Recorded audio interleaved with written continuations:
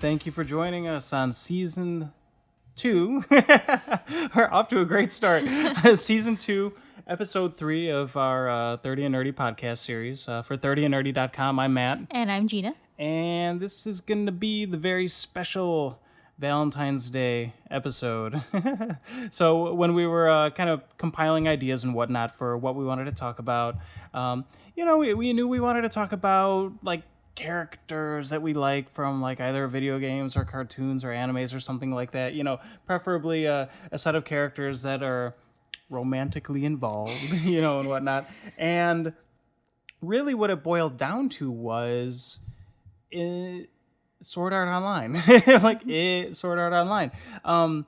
We stumbled into Sword Art Online, what would you say now, like half a year ago-ish? No, I feel like much more recently than that. Oh, really? Anyways, long story short, I started watching it just because it looked cool, and it was like an anime about people playing massive multiplayer online RPGs, the virtual reality version in this case, and so I started watching it. And Gina caught me like watching an episode, not like caught me like, hey, what are you doing watching anime without me? But kind of, like, ooh, what you watching? That looks really cool. Mm-hmm. And I was like, it's so good. We should watch it together. Mm-hmm. And we started watching it together, and we couldn't help but fall in love with not only the whole life and death concept behind like the anime, which we'll explain here in a moment, but just kind of like the core romance that budded out of like this other main plot line of these like two characters just finding each other and going through all the beats of just utterly falling head over heels for each other. Mm-hmm. Right? Okay, so we're going to start with kind of like a basic overview of like the characters that we're talking about and exactly what's going on in Sword Art Online. So season 1 of Sword Art Online is about, what would you say, roughly 1,000? I think it's 1,000. Like 1,000 players being literally stuck in a virtual reality, massive multiplayer, online, deep breath, role-playing game.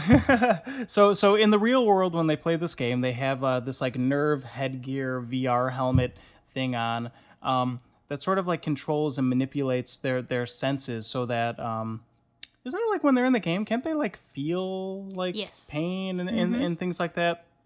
Anyways, long story short, these players, the first day that they're in the game, after the game is out of beta, find out that the person who programmed the game is a madman and has basically rigged everyone's nerve gear so that if they die in the game, if like their character, if their avatar dies in the game, the VR gear in real life actually sends out microwaves that scramble their brain, basically turning them into vegetables. Mm-hmm. Right. So you die in the game, you pretty much die in real life. Okay. And so the series revolves around initially one character named Kirito, a 16-year-old boy who was a beta tester, and then ends up obviously playing the full version of the game, and another character named Asuna. And Asuna was not a beta tester, but is incredibly cool and powerful and badass, but not at first. Yes, correct. Yeah. Okay, so what do you want to do? You want to talk a little bit about, you want to give a little bit of a background on them more, or do you just kind of want to like talk about how they stumble into each other and like those events, I'm okay with that, stumbling into each other. Mm-hmm. Okay, so Kirito, 16, kind of a lone wolf. Asuna, a little bit older. Yes. Very... Shy. Shy? Yeah, she keeps to herself. Very shy, very maybe not sure of herself. It's the first online role-play game she's playing. She doesn't have any friends on there. So yeah, she's a little, a little scared, a little insecure. Yeah, and so correct me if I'm wrong, because I'm often wrong. But the two of them first cross paths while... They're joining up with a group of other players to like take down a boss that like everybody in the game hasn't been able to get past, right? Correct. Yes. Also worth noting that the players of the game are told by the creator of the game that if they reach the 100th like floor of this like main tower in the game and can defeat the boss on the 100th level, that they'll all be freed from the game. Yes. Right. Okay. So throughout the story, They're trying to level up and gain experience and survive literally until they can become powerful enough to reach this point. Okay, and so Kirito and Asuna first kind of cross paths by happenstance, right? She's kind of like a cloaked figure at the time.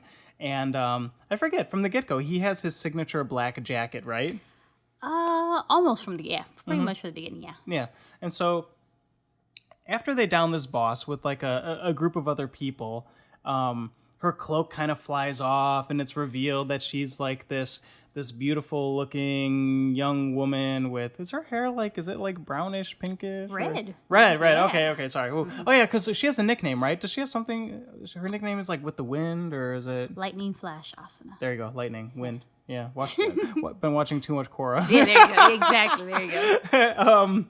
Right, and so he tells her something along the lines of, "You're really powerful. Yes. I think you do well to join a guild because you do really good in the guild and it'll help you survive and things like that." Yes. Yeah, because exactly. at this point in the game, like because he beta tested, like he's already like really powerful compared to other players and stuff like that, and he's still an outcast, and he sort of like he doesn't like begrudgingly help other players. He's just not used to the concept of like friendship and sticking together and being in a guild and things like that, right? Yeah, he'd much rather do it alone and struggle on his own and not have to worry about somebody else getting hurt because of him. He just wants to take care of himself, move on, beat the game, and get out of there. Yeah. Okay. Yeah. That's a really good way of putting it. So, moving ahead a little bit, he actually ends up joining a group for a while and lying to the group about how powerful he is. And along their quest and their journey and stuff like that, his entire group ends up getting killed. Yes. Well, like 3 out of 4 of them, or whatever the number is, end up getting killed, and the one who survives is so traumatized he actually just like jumps off the edge of a cliff. Yep, and kills himself. And kills himself. Keep in mind also that at this point in the series, there are players who do not even believe that the whole concept of like them dying in the game and then like their bodies dying in like real life is even a real thing. Yeah. Like they think like, no way, Yeah.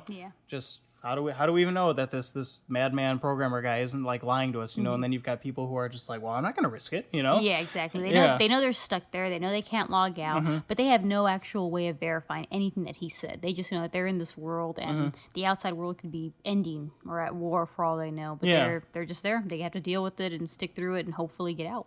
Yes.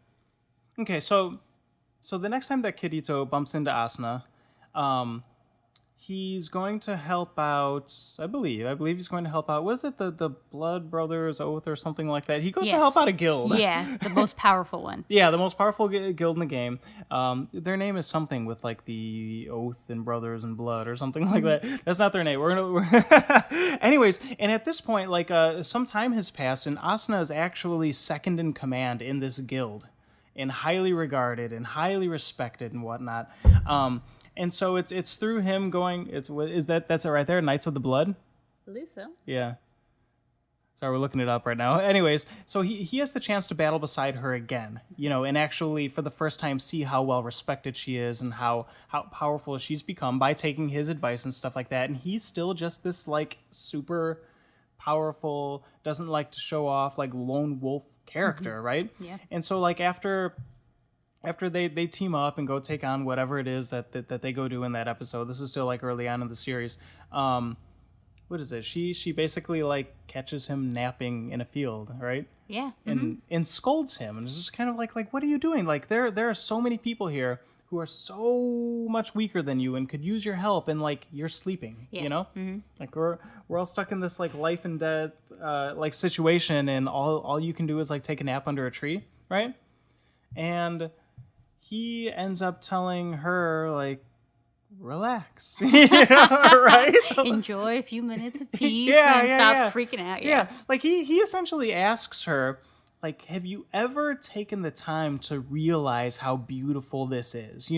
Like the fact that, like, we're in this, like, programmed virtual world, but, like, listen to the wind blowing through, like, the leaves on the trees. Like, notice the sunsets and like the sunrises and like the colors and just like the beauty of like the world around you, and she kind of has that moment like where she not only is like oh I guess you're right, but I think like sees this very different side to him, Oh yeah, that not the warrior, not the lone wolf. Actually, somebody who appreciates, more than just battling, because that's all she's ever seen of him is him in a battle, him fighting, him struggling. Yeah, and being antisocial and Yes. and lone wolfy. Yeah. So, like in that moment where she decides to relax and partake in his advice and whatnot, they end up for the very first time kind of like falling asleep together underneath a tree, right?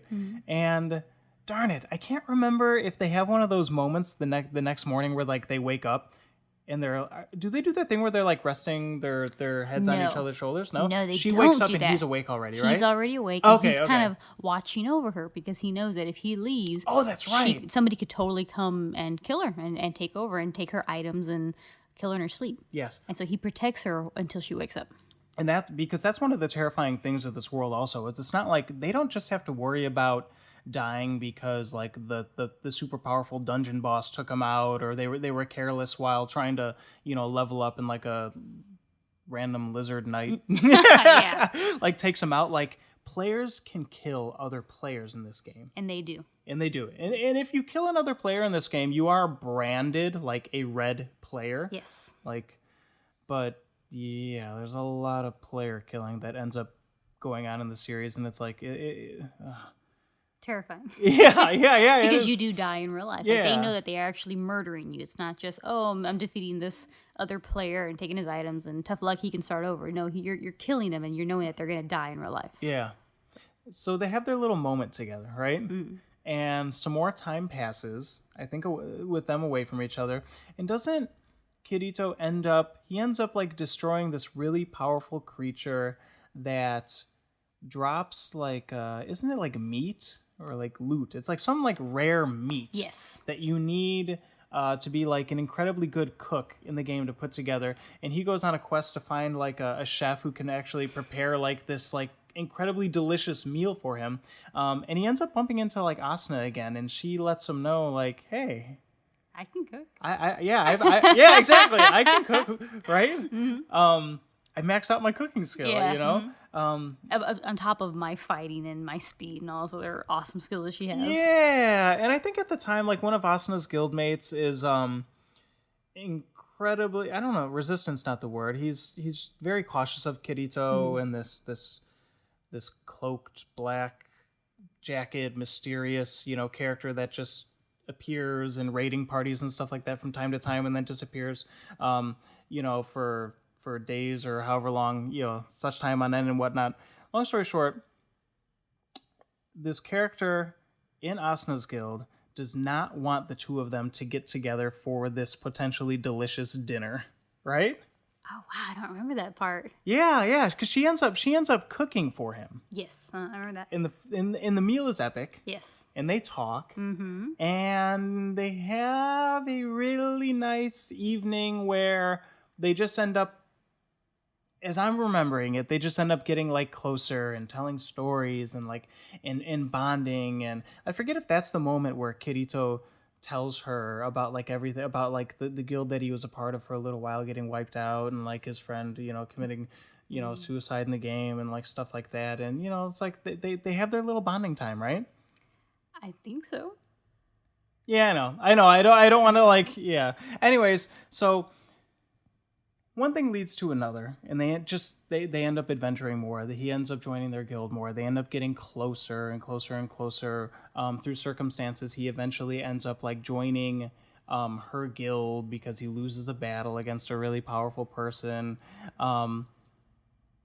And I think that one of the moments that this anime takes like a particularly interesting turn is when the two of them get so close in the series that they actually decide to get married in the game. Like, I know that there's entire like anime series out there that are like dedicated to kind of like romance and crushes, and there's like a whole genre of that kind of anime, but I personally have never bumped into one that was so like an anime that weaves a story of like life and death and adventure and like man's inhumanity to man, but also weaves together like this epic love story where like the two characters become central like pillars for the plot and end up like getting married to each other let alone in a video game. Like getting married to each other in a video game and then actually like going on a honeymoon.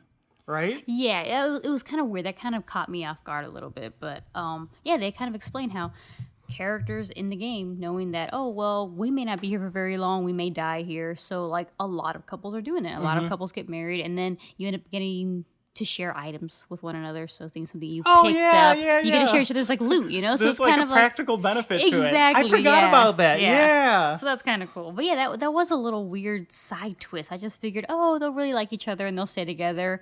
And then in this moment of like, I don't want to say panic, but in this moment of like, oh my God, I might lose her. Let's just do it. And he just says, okay, let's get married. And she's like, oh, okay. Sure. Yeah. So they go and they do it. They go and they get married, and then they have a honeymoon where they rent a like a cabin of sorts on the, I believe it's the 22nd level, so like one of the lower levels in the game. And the significance of it being the 22nd level is they're like super, super strong there, so any monsters that they'd encounter in the game at that level anyways wouldn't really benefit them at all, but they definitely aren't just going to get like taken out, you know. So they get a cabin in the forest together, and like in the forest they run into like a mysterious girl who I forget if she's fainted or if she has amnesia. She's both, I think. And they take her back to the cabin. And as they go through the process of trying to help this young girl remember who she is, they discover that the reason why she can't remember these things at first is because she's actually not technically a player in the game. She's not even supposed to be in the game. She's like an artificial intelligence system of some sort that is actually used to monitor certain like statistics about players and stuff like that. Their health in the game. And whatnot. Yeah, yeah. Which I thought was really weird. I thought her introduction into that whole thing kind of took away from their relationship because they were such strong characters. Yeah. And with the introduction of this like new, she's very childlike. Yeah. So it's not just like another player who they bump into and they're like, oh yeah, sure, come join up with us and be our friend. They're, you know, she's lost, she's very young, she's small, she's very childlike. So they kind of adopt her and they kind of bring her in. And I thought that was a little weird because like they, you know, like I said, they just got married, they're on their honeymoon, and all of a sudden this new character comes in that is very much like a child that they're going to be now taking care of. And it just kind of, I felt like it took away from the strength of what they were. Like they were two incredibly strong, smart, intelligent, strategic characters. And all of a sudden, bam, now they have a family and a kid and a house. And it was like, oh, this is unusual. Like, where are the battles? Like, what happened? I felt like it kind of changed the pace, not only of the show, but of their relationship. It did. I felt like kind of like I think you're getting at, is like the whole honeymoon section of the game, while like, you know, obviously incredibly Valentine's Day and romantic and stuff like that, it really slowed things down. But at the same time, I thought it was incredibly interesting that you go from watching these two characters like literally sword fighting back to back and surviving encounters by like the skin of their teeth and going through thick and thin together to like just being like having like romantic nights together and having conversations about how they wonder if what they have in the game would be something equally as real in real life and things like that. And I thought that they had some like incredibly mature like adult conversations, and that the way that the writers and the animators and everything like handle that kind of content was like I don't know, I just thought it was like fascinating. Like they chose to slow down the show to make you feel even stronger about the characters and realize how they genuinely felt for each other, but also at the same time, you know, the fact that they weren't like really naive about it, you know, that they had those conversations about what happens after we get out of here. Oh yeah, it was very realistic. They were admitted to being like, we don't know each other in real life. We have no idea. I don't even know what your real name is, you know. I don't know where you live. Like I don't know how old you really are. I don't know anything about you. I just know the character that you are here. Yeah. And because they were stuck there for 2 years, it wasn't just their character anymore. It was like that was them literally surviving. They were there for that long. They were in the game for 2 years together. Yes, for 2. So we don't. So at some point you learn that, you know, Kirito's 16 and Asana's 17, but we don't. I'm not sure exactly where we find that out. We don't. I don't know if they started when they were 15 and it became 16, 17. I'm not exactly sure. You know, the timeline in that respect, but yeah, I loved how they were like, when this is over, like, we don't really know what will happen. I don't know if I'm ever going to see you again. We don't know if we're both going to make it out of here alive. One of us may die, we both may die, which is awesome. I really did appreciate that. But that's what made them so much stronger, was that when they were battling, it was like, oh my God, you really will die. If you get stabbed, if you get, smashed, hunted, beaten, whatever it may be, this person really is going to die. Whether, just because we're in a game, but I will lose them. So I really like that. I liked the intensity. So when they did fight. But what I didn't appreciate was, like, after they got married, I feel like they kind of weakened her. Not necessarily her strength, her physical strength, but more like her spirit, her personality. Right. Where she didn't fight nearly as much. She was very much more in the middle of, like, the leader of her guild and Kirito kind of arguing over, she should be at the front lines. No, she shouldn't. We're going to keep her here. No, she needs some time off. And it's like, she's in the sense of the game, she's a grown woman. She's been taking care of herself. She's been the number 2 in this guild. And she's been doing great so far. And all of a sudden, no, wait, now she can't handle herself. Now she can't take care of it. She should be protected. I hated that. I hate how they kind of, they weakened her spirit. And it was just like, why? What? Why? Because she got married? Why? Because she has somebody she's interested in now, does that make her weak? It should make her stronger. Yeah. And that seriously bugged me. Yeah, that she went from being like this incredibly strong and powerful and influential, like independent woman, to losing some aspects of those qualities. I don't say she lost those qualities entirely, but like they were diminished. As soon as that's an interesting point. I never really thought about that the marriage softened her character, whereas but to be fair, wouldn't you say that the marriage softened Kirito as well? Yes, but it softened, I guess, his attitude towards it, which that's kind of goes hand in hand with why I was upset, because he was very much like, no, I have to protect you now. It's like, why? She didn't need your protecting before. You left her in the first couple weeks of the game, told her to go join a guild. She did, and she became awesome. Yeah. And she didn't need you for all that time. And that's awesome that, like, he wants to help her and stuff, but she doesn't need it. She's fully capable of taking care of herself. And I didn't like that he kind of felt like, nope, now I need to make sure you're not even fighting. You should just go in the kitchen. It's like, it kind of bugged me. Yeah. So moving forward a little bit, they find the girl, and the girl ends up being an AI, and then one thing leads to another, and so that she doesn't get deleted by some automated system in the game, because she shouldn't exist there in the first place. She's kind of like AI, but she's also sort of, because she's gone rogue, she becomes like a threat, kind of like a bug, like a virus, not a virus, but like a bug. And the computer Sword Art Online has a way of like correcting these things automatically. Anyways, they end up turning her into an item in the game, essentially. Yes. So that way she can sort of like legally exist within like the rule set of the game. And her name is Yui, by the way. Her name is Yui. She ends up calling them mom and dad. Yeah. And like you were saying, like at first she sort of was like metaphorically, if that's the right word, like their daughter.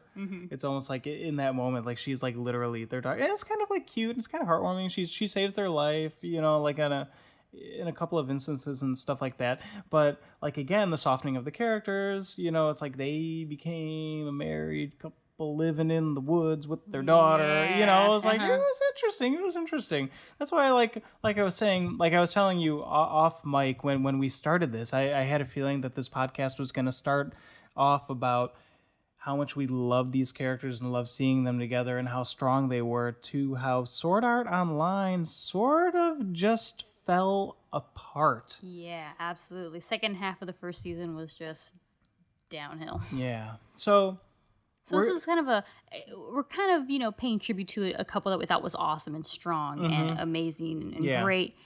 And how, it kind of fell apart, and what I guess we wish would have happened, or how it could have gone better. Yeah, perfectly. And I think this is that point where we're gonna delve into like that evolution of the podcast. All the romance is going away right now. Yeah. Okay, so a little bit of spoiler territory here. I feel like we haven't really spoiled that much, like at this point. I mean, other than like story beats and stuff like that. So if you're really interested in watching it and don't want to know whether or not people are or aren't really dying in real life, like the programmer said that they were, here's where you might want to stop listening and just go check it out if you're curious. 1, I'm going to count to 3, 2, 3. Okay, so it turns out that people really were dying in real life. Yeah. Like, just like the programmer said they were. And you get to this point in the story where essentially Kirito and Asuna together, but like ultimately Kirito in the end ends up like defeating the sort of like the programmer of the game, his character. He's actually kind of like spying on the game and playing out the roles of like one of the characters, like the guild leader that they were both in. To keep an eye on him. Yeah, to keep an eye on him this whole time and stuff like that. And so after that last battle and stuff like that, the game actually cuts back to real life, and I thought this moment was freaking brilliant. Like Kirito wakes up in a hospital with his hair all long and shaggy in real life, with like IVs hooked up to him, like pretty much, hospital tubes and stuff like that. And it's in that moment that we're just like, oh my God. Like, it's the real world again. They made it out. Yeah. In the real world at some point got word that this was happening, and that I guess one thing that we failed to mention earlier is that if you die in the game, you die in real life. It was also rigged so that if the VR nerve gear was taken off of somebody playing the game, if it was tampered with or if there was an attempted removal, then your brain would also get scrambled. Yeah. Hence, him being in a hospital bed just simply hooked up to tubes, keeping him hydrated and fed and stuff like that. And hundreds of other players as well. Yeah. And so one of the crazy turns here is that while he, along with a bunch of other surviving characters, wake up from the game, Asuna, along with 300 other players, don't wake up. They're still trapped in there. And so after he, gets out of bed and stuff like that, and he's like rushing out of the hospital, and like he goes to find her. Yeah. When that episode fades out, it ends with Kirito waking up, walking down the hospital hallway, like limping on his IV stand, and just like saying her name, like going to go look for it, and it fades out. And I'm like, oh my God, that was great. Like, what an awesome way to end that episode. But yeah, and then next time you find out she's not up yet. They should have just ended the series there, huh? They should have. It would have been great. I would have loved it. It was yet another show that we're like, why did you guys keep going with it? Why did you ruin it? Yeah, because, okay, so like then the second half of that season, I guess you could say, when they start up like a new arc and stuff like that, there is still some like really cool stuff. Like he goes and visits her in the hospital.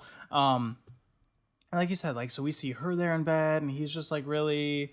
like mourning the fact that she's still in there and doesn't know how she's ever going to get out and stuff like that. And one thing leads to another, and you find out that there's like they've trapped. She's been like trapped in a cage in like a different VR MMO RPG with like flying elf people, fairy things and stuff like that. Yeah, and so not only. I mean, unless you're really, really into that thing, which we, like the elves and the flying and stuff like that. Not only was it a disappointing setting change for the series, but Asuna went from being this, like we described 100 times before, just incredibly awesome, badass, powerful, self-reliant character, to being trapped in a cage. She's a prisoner, and she has no powers, no strength, nothing. She's a trophy. She's on display for somebody. Yeah, that's the best way to put it. Yeah, she's berated, and the guy who's holding her captive will go in the cage sometimes and just kind of like feel her up and let her know that like she's ultimately his plaything and just needs to submit to him and stuff like that. And we're just like, damn it, like the show got like pointlessly pervy and weird, and to top it off, she's only in there a 10th of the entire second half of the first season. Like the only time you see her, she's a prisoner, but it's only like once, a couple seconds every episode. Like she's become completely insignificant. Another female takes the lead in it, and it ends up being Kirito's cousin / sister. Yeah. And it just... who ends up developing a crush on him. And that was kind of strangely executed in a very bizarre choice of circumstances to have like those two end up being in together. And I mean, what was awesome was when he's finally back in the real world and he's trying to like figure out what to do. What the heck do I do with my life? I've been gone for 2 years, and he decides he wants to try like kendo again, and he practices with her. And so it starts off kind of interesting, where it's like he has to get used to the real world again. He has to get used to not having asana. He has to go back to school eventually and be a teenager. Yeah. But then when they delve into this second world where nothing's really that, like, you don't really feel like it's important because it's not life or death anymore. He doesn't know where Asuna is or how to find her. Yeah. And then even when he does, it's just like, it just seems so boring and it just seems so insignificant. Like, I couldn't get into it. It felt like that thing that almost seems to happen to like too many anime, unfortunately, where the series starts off with like an incredibly talented team, and maybe it's following like the manga and stuff like that, and then like maybe the manga ends and the show should have ended with it. Yeah, exactly. You know, but instead, like, not only do they continue it where like the original creator didn't have anything written yet, but they get B team to do it. In this case, it felt like C team, It or was maybe bad. even like D team. Yeah, It was. yeah. And again, to clarify, I don't know. We don't know if that's what happened, but it felt like a completely different team of people just continuing a story that they knew nothing about, almost like they hadn't seen. You know, Yeah. Like somebody gave them an incredibly weak synopsis of what happened in the first part of season 1's arc, and they were like, I don't even know. And what sucks is that the second season, it's like there's 2 seasons, but it's chopped up into 4 mini arcs. So you have the first half of season 1, second half, first half of season 2, and the second half as well. Like nothing spans the entire arc, really, the entire season, really. So you're kind of chopping up. You're trying to fit in 2 different storylines in one season and trying to somehow connect them, and it just, I don't know, it kind of fell apart. Yeah, that was the other thing that didn't work about the second arc in season 1, was that there was no, like, death was not a consequence. No, yeah. Like in the whatever the name of the Elfim Online or something, I don't even remember. ALO, I think, but I don't remember. Oh, what it yeah. Like when you die in the game, you get reset in the game. You know, like, it's no, death was not a consequence. They tried to bring the concept of death as a consequence for like death in real life as a consequence for like death in the game in like season 2, with this character named Death Gun, who, if he shoots the player character in the game with like his death gun, then you like die in real life. But this is after, you know, the events of Sword Art Online. You know, they're in the past and stuff like that now, and so a character with this power, like, it's an incredibly mysterious thing, and Kirito's, you know, kind of like tasked with, you know, because of his experience in Sword Art Online and the fact that he was one of the survivors who are now kind of like this infamous group of people. You know, he's tasked with going out and figuring out what Death Gun's angle is, because obviously stuff like that can't work. Like, you can't. The thing is, Death Gun shoots you with his gun, and your heart stops in real life, and there should be no correlation between the two. It's like, it's an impossible thing. And like, there were certain aspects of that arc that were really cool, and the show got kind of like riveting again for a little while. But one of the things that we both agreed, going back to the Valentine's Day concept and the romance that we wanted out of it, was that Kirito and Asuna's relationship never reaches ever like the height that it did pre-honeymoon in season 1. She's almost non-existent in that entire, that they had that whole section of that arc. She shows up a couple times. She's still in the little weird elf costume sometimes because they're still role playing the other weird game. But then she only shows up a little bit when she's like visiting him at the hospital. Again, she's turned into this weak, very meek character, and she was never like that before. And it's like, they turned her into something completely different. Yeah. Season 1, the animation across the board in the shows is pretty incredible. And I guess what I was going for is, in season 2 they introduced a new character with like blue hair and these short shorts, and like in the game she's like really kind of like quote unquote sexy, and then like in real life she's sort of like this she's kind of like the shy schoolgirl, and she's got some issues and stuff like that. But they do these shots like in the game that they play in Sword Art Online season 2 is called like Gun Gale Online, right? It's Gun Gale, so it's like, it's not swords and shields and armor and stuff. It's like it's like a first person shooter. Yes, like a competitive one. And so do you remember what that character's name is with the blue hair in season 2? Shinon.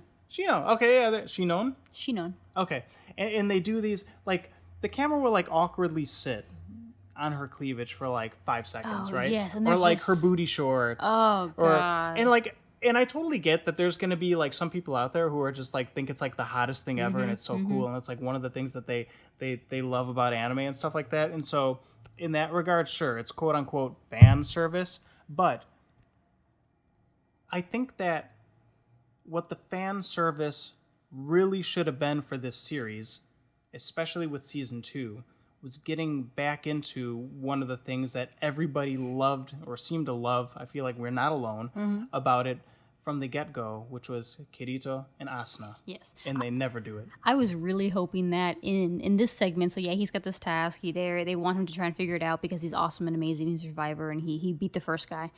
And so they send him in, and I was really, really hoping that he would somehow find himself in trouble or find, unable to defeat this guy or figure it out. And she would come and help him. And she would be like, oh, no, yeah, I can totally help you. I know what's going on. I can troubleshoot with you. I can be strategic with you. And she becomes that strong character again. But no, it doesn't happen. She's non-existent. She shows up once every other episode for a few seconds with nothing really substantial to say or do. She's just she's like a side character now. Yeah. And they kind of, I don't know, they steer away from their relationship. And in the last episode of the first half of the second season, that little mini arc, he refers to her as a friend. Yeah. Like, these are my friends, and Asuna, and there's another girl, and they constantly throw him into these situations with other female characters. So Sheena's not the first one; she's probably like the fourth one, where she's obviously developing feelings for him, and he's just kind of like the oblivious goof who's only there to get things done and do business and save people. And she obviously feels a little stronger towards him than that. Yeah. And it was just increasingly disappointing as the episodes went on. I can't even. As a fan of the series, I don't want to use the word like disrespectful, but because I'm not entitled, like, it's not our series. Yeah, it's not our anime. Like, they can do whatever they want, but it just how do I word this?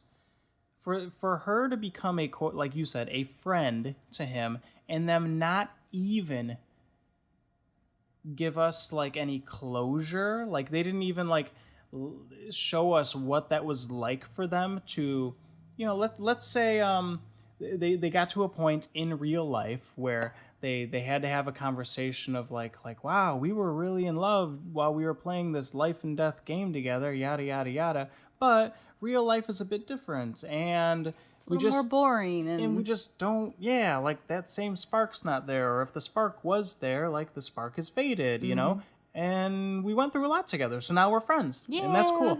Yeah, but we didn't get any closure about their relationship. Yeah, and I was mentioning to Matt, like, maybe there is closure in the second half of the second season. Maybe they do mention it, because I think she is sort of like a focus in the next episodes, but we haven't even gotten there because we're just like, do we want to? Like, do we want to keep watching this show? Like, it's even to get to the last episode of the second half of the first half of the second season. Yeah, it was a struggle. We had to like muscle our way through these episodes that we just didn't want to watch because it was like, oh god, this is getting terrible. It wasn't even just like, oh, it's kind of boring. Oh, the story's a little weird. It was a struggle to watch this and think, oh god, this is where it's going.